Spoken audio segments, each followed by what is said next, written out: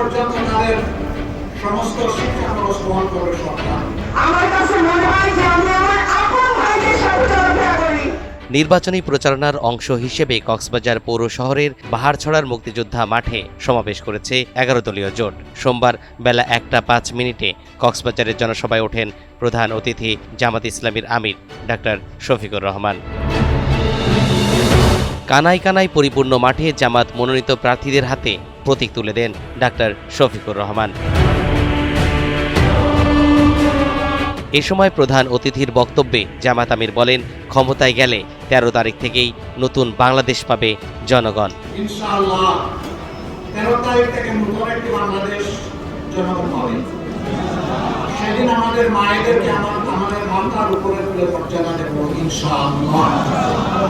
Masters পর্যন্ত নারীদের free পড়াশোনার সুযোগ করে দেওয়ার ঘোষণা দিয়ে জামাত আমির বলেন, সর্বক্ষেত্রে নারীদের নিরাপত্তা দেওয়া হবে।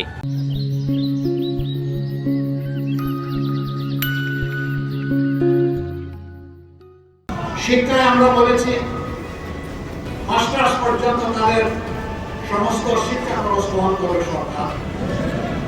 বলবেন মায়েদেরকে বললেন এটা বৈষম্য, তারা তো স্লোগান দিয়েছে বৈষম্যের বিরুদ্ধে, আমাদের কিছু বললেন না বললাম না এই কারণে এটা বৈষম্য নয়, এটা তাদের পাওনা, এটা তাদেরকে দিতে হবে।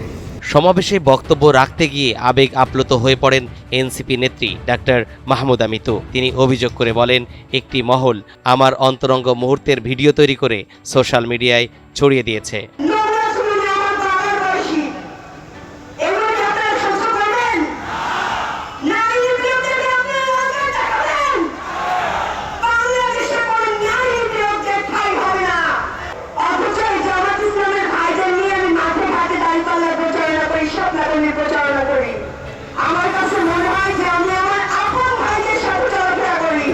অনুষ্ঠানে বক্তব্য রাখেন জাতীয় গণতান্ত্রিক পার্টির মুখপাত্র রাশেদ প্রধান। তিনি হুঙ্কার দিয়ে বলেন, আগামীর বাংলাদেশে ভারতের সামনে মাথা নত করা বিএনপিকে ক্ষমতায় আসতে দেওয়া হবে না।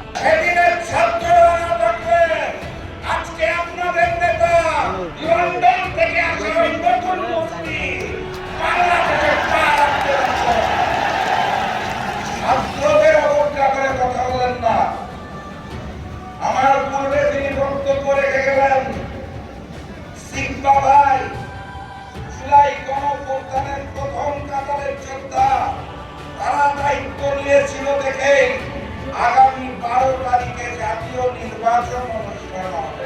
এছাড়াও সমাবেশে 11 দলীয় জোটের নেতারা দাঁড়িপাল্লার পক্ষে ভোট প্রার্থনা করেন এবং বিএনপির কড়া সমালোচনা করেন।